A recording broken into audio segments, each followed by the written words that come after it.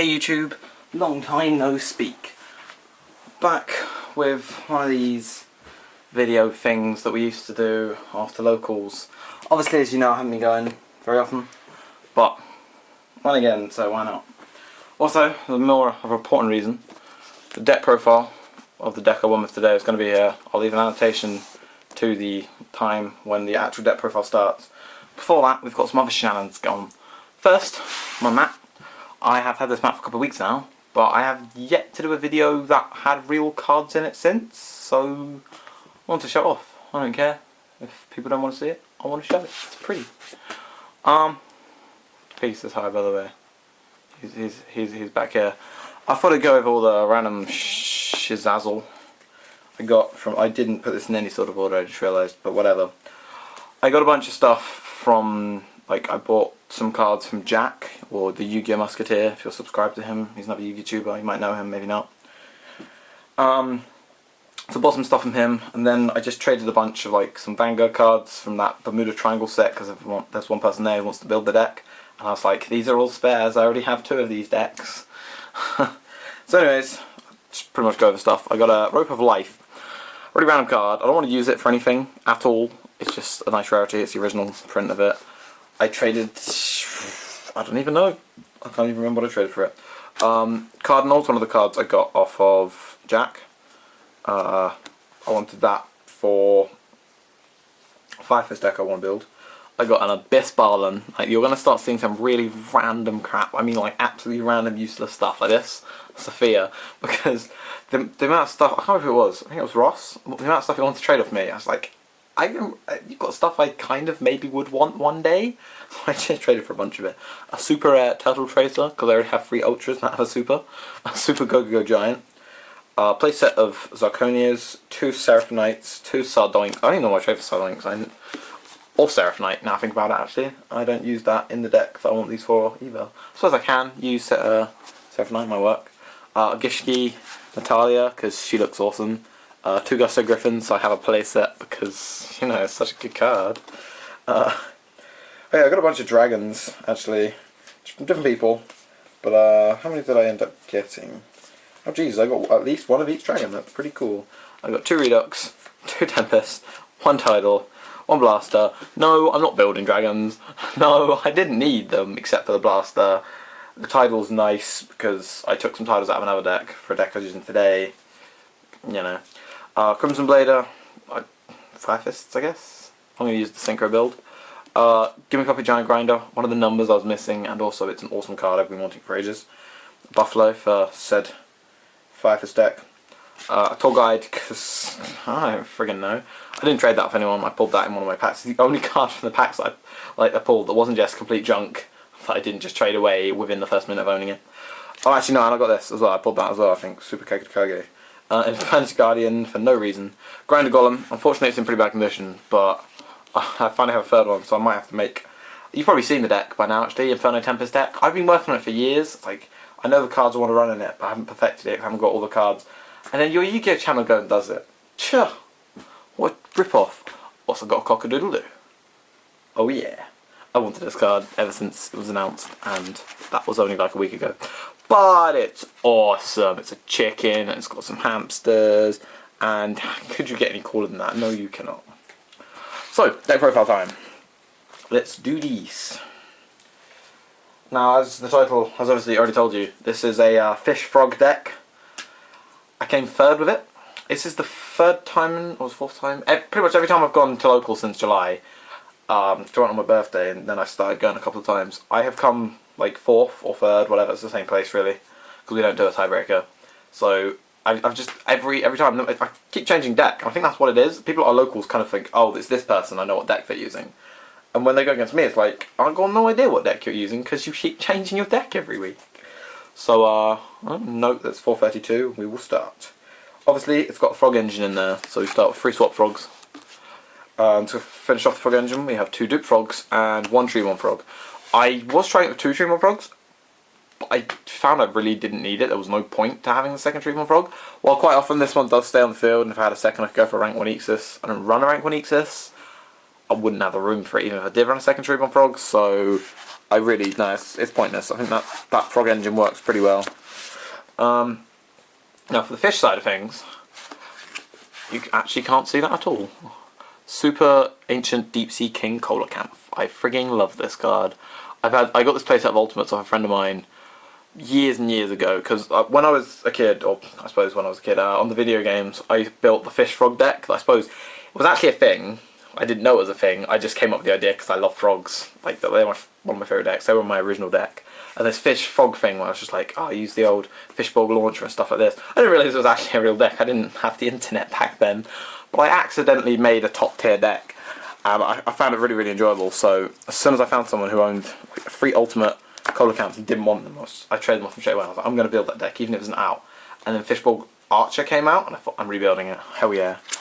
So 3 Royal Swamp Eels as the main tune of the deck, and 3 Oyster Moisters to go with it.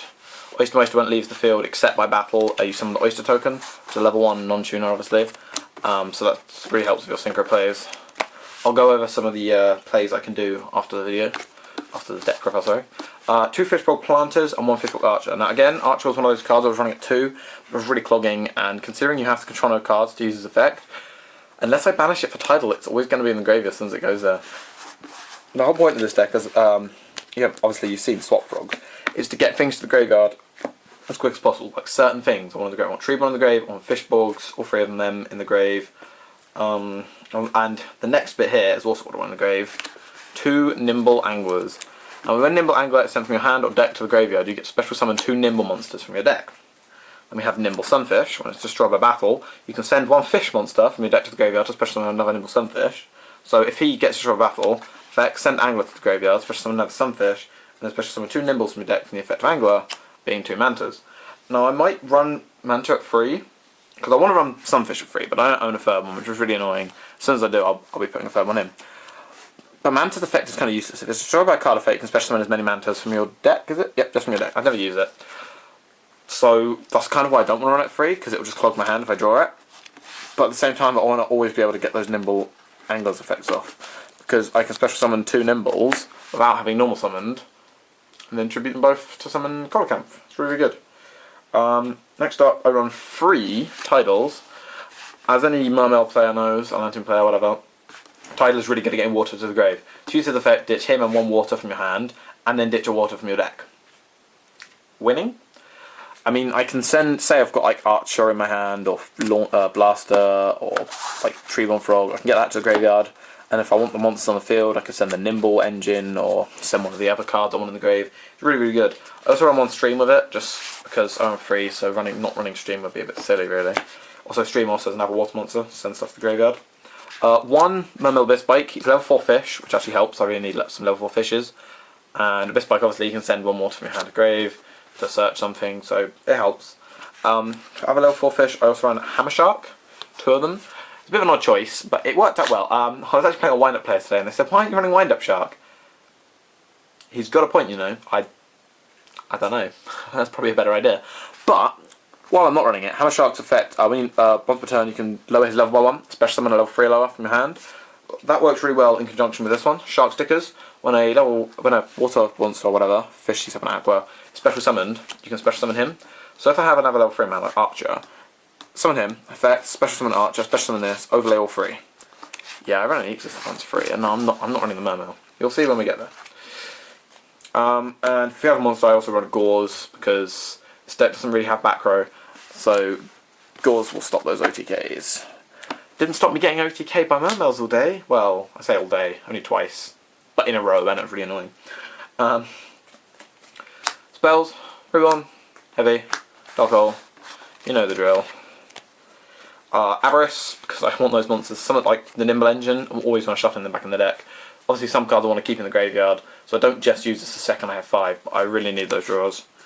2 Gold Sarks. Obviously I run Tidal, so Gold Sark does work with Tidal. But I actually run Gold Sark not for Tidal, I run it to search out Deep Sea King Coalacanth. I scoured the internet, I couldn't find any way of searching out Coalacanth, so Gold Sark it just has to be. I cannot find another way of doing it. And that's the only problem with this deck. Now the other 2 tech cards I run, the first one is Tribute Doll. Tribute allows you to tribute one monster you control, special summon a level 7 monster that can be normal summoned from your hand. So in other words, Tidal or Deep Sea King Coalacanth. And I always have tribute fodder in the case of Treeborn Frog, so this actually really helps. This barely ever is a dead card in my hand, unless I have a level 7 obviously, then it'll be dead for a while. The other one I run is Fish and Swaps. You can discard one card. That's always nice anyway. I mean, I don't want too many cards to discard, but it's nice to have an extra one. And then add 2 of your banished fish, sea serpent, or aqua monsters to your hand. If I Gold Sark and have this, I can add my Coalacanth to my hand straight away, go for game that turn, if I have enough cards in my hand. Which is really nice. And because it's 2 banished, obviously anything I banish from Tidal I can add back. So if I have this in my hand and I have a Tidal in my grave, I'll just banish 2 fish or 1 in my hand, activate this, get them back. It's not really a plus, it's technically an equal, because you just got 1 and you play that and you get 2 banished backs, but it's a nice card to have. The main deck is 40, is it 42 or 43, I can't actually remember. Originally it was going to be 40, but I couldn't fit the titles in, so... as for extract, I run 2 Gachis, because obviously I run the Nimble engine, I have level 2s out on the field all the time. Shark Caesar, now this card came out in Judgment of the Light. It's a boss, it takes 3 or more level 3 monsters, which is, it's not the easiest thing to do, but when you do, it's good. It starts on 1-8 attack, you detach material, it gains 1000 during either player's battle. Like if anything attacks it or if it attacks, it gains 1000 for each shark counter on it, which is what it adds when you detach material. So Book of Moon does stop it, which is kind of annoying, but not many people seem to run that anymore. So you've got at least 3 materials. First turn, 2-8. I rank 3 with 2-8. Cool. Then I don't get over it, 3-8. 4-8. And obviously, quite often I summon that when I have a Gachi out, so it goes even stronger. It's kind of crazy. And then for my favourite rank 3, Mr. Mech-equipped Engineer, coming that Number Hunter set. This card is so good. Why do people not just use it in every single deck that runs rank 3s? I don't understand. So much better than crappy Zen mains. Man. Anyway, Mist Dweller, because everything's water, so I can get rank 4s out pretty easy when I summon fish. Sometimes Mist Dweller's nice. I don't run Bahamut Shark, because the only card I can summon off of it would be Shark, Caesar, and I just don't think it's worth it. It's not worth taking up the space for. Cowboy, sometimes you just need that burn for game. Big Eye, because I run rank 7, level 7s, because the fish is level 7, and the Tidal's level 7. I also run 3 level 7 Exis. Big Eye is like, he's always easy to go for, and sometimes you just need a Big Eye. That's my Gauze token. It's actually Laquaria, or whatever her name is. Is that Laquaria? Laquaria. Anyone who plays Vanguard probably knows this card. Yeah, I have a really expensive Gauze token. And no, I don't play Pale Moon. Now for Synchros, I actually edited the Synchro deck just before my first round. Like literally I was walking towards my first round and I edited it. Because I just got a hold of Star Eater. This is the other card I bought off Jack. He was nice enough to sell me a Star Eater, which is awesome. It's like one of those cards, I saw it and I was like, oh, I'm never going to get that. Even unless I pull it, there is no way that anyone's ever going to trade me it. Okay, I'll just got it like first day of release technically. He pulled this. Sneak. Only 2 people pulled a secret, me and him. He got Star Eater and I got, what's it called, Transmodify. And now I got the other secret, so I got both the secrets in the sneak. But yeah, Star Eater plays for days with this thing. The level 4 tuner I use, what's his name, Royal Swampeel, and the level 7 that summons him, Deep Sea Coalacanth, 11. Instant Star Eater. It's incredible. Mistworm, that's part of the OTK, he's awesome. Catasta, generic 5. Black Rose, I don't really use it, but it's always nice to have it there. I think that's probably my least used extract card. Red Dragon Archfiend, that's a weird choice, I know what you're thinking, but I want to get as much damage as quick as possible. Stardust, I don't care about. Scrap Dragon is in my side deck, because he's good, but I never have that much on the field to pop with him unless I've got like a Nimble left over or something, or a Treeborn Frog next turn. Like each turn I could Treeborn Frog and that'd be fine. But obviously because I don't have any back row, I don't really have much to pop with him, except my monsters. So I favour Red Dragon Archfiend, purely because if I want to go for game, I'm going to go for game.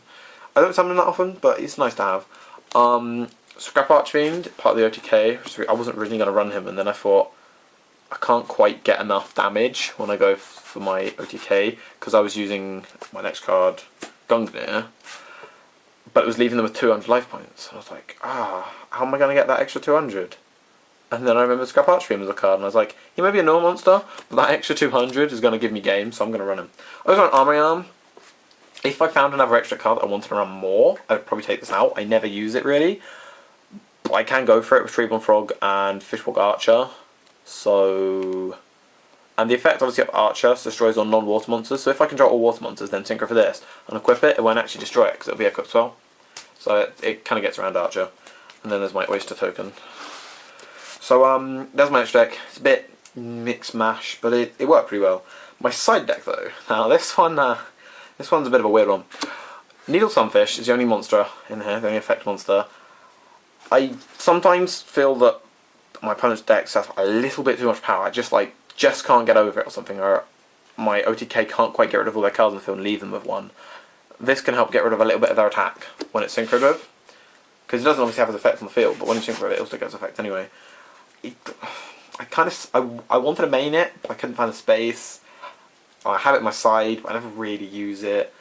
So I suppose I probably would side something else instead of this, but I really like this card. I want to be able to use it, but I can't find the space. Scrap Dragon, like I said, it's a good card. I can use it sometimes, and if I have a deck that I need to pop some stuff, then I'll use them. Ancient Fairy Dragon for those pesky filter decks. Screw Dark Worlds. Screw Prophecy. Those guys suck. Leviair, because I hate DD decks with Passion in this deck. It can't stop it really. I run Heavy Storm as my back row hate main decked. So, yeah. Laval Chain, obviously he gets more stuff to the graveyard. This effect. I would have main decked him. He's in my side deck purely because I couldn't fit him in my main deck. The way I see it is if I have a game where I have an extra card I know I'm physically not going to use game 2 or 3, I will side out that extra card into Laval Chain. It's not that he's sided in for anything specific, it's more that if I have something to take out. Also, number 74, this would be a Draco sack if I was rich, but I'm not. Number 74 is really good. I really like this card. He's not as good as people say, but he's a good rank 7. Obviously I can rank 7 more than 1 in some games. If I'm going against an E-Dragon deck, I will probably always side this in. Not only because they can't blast at him, which is nice. Dracosack can't go over him, they can't target him with Dracosack's effect, they can't target him with Big Eye's effect, and if I get hold of their monster, like with my own Big Eye or something, instead of just taking their Ixis, I could take their monster and overlay for my own... Oh, this card against Dragons is actually really... That's probably why he's priced so much, isn't it? I didn't think of that. Dragons literally can't do anything against him except summon one of him and crash.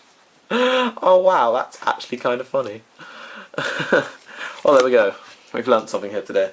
3 MSTs in my side deck because, well, things like macro or... Well, macro. I can't do anything against macro, so MSTs sort that problem out. And as you saw, I had no traps in main deck. I do have 6 side decked, but you're going to be confused. 3 Magic Cylinders, 2 Poseidon Waves, and a Ceasefire. Always known as my burn engine. If my OTK play isn't really working, I'll side in this. Poseidon Wave plus Coalacanth is busted as hell. It deals, what is it, 800? 800 for each face-up fish C7 Aqua I control, which would be 5 if I've left all on there. Whenever your opponent declares an attack on a fish, C7 Aqua, whatever, so they attack one of those. I activate this, they take negates their attack and they take 5,000. If I have 2 down, that's game. The reason I have the Magic Cylinders is to go with them, except for they can also work on attacks on anything, which is why I only run 2 Poseidon Waves and 3 of these.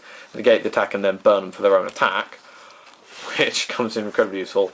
And then Ceasefire, obviously I'm going to summon 4 out of the deck. If I'm not using them for anything, that's at least 5. If they summon anything, Ceasefire, it's going to do an awful lot of burn damage. So it's like a 6-card little burn engine there. Sometimes, like I side out the Nimbles or something, there's a certain part of the engine which really isn't helping.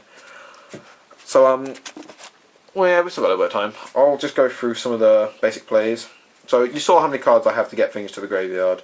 So the first things I'll try to do is use effects like these to ditch as much to the graveyard as possible that I want in there. Sometimes I use them to get the nimble stuff to the graveyard, obviously that helps.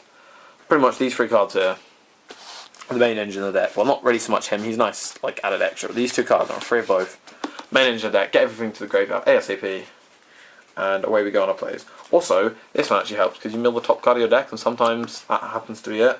Archer makes you discard 1, you know, you've got loads of cards to do it. So what's the main play then? Main play is to get Coalacanth out. Different ways you can do that.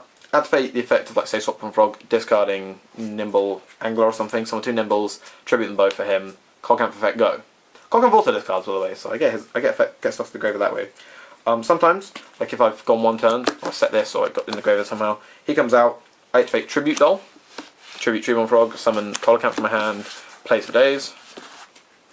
There are several ways to get Coalacanth out. The deck, originally, it was like trying to get him out was the plans, but getting him out is actually pretty easy. So, the whole idea of the deck is once he's out, use his effect. What we want to summon is any level 4 fish, and then 1 Oyster Meister, 2 Royal Swamp Eels. Play from here, synchro these two, level 7, doesn't really matter, but if you're going for OTK, scrap Archfiend, effective Oyster Meister leaves the field, summons an Oyster Token, synchro Oyster Token, because it's a fish, along with Royal Swamp Eel and the level 4 fish, for Mistworm. Mistworm bounces all their cards, and I believe that is exact game. If it's not, I've been cheating all day.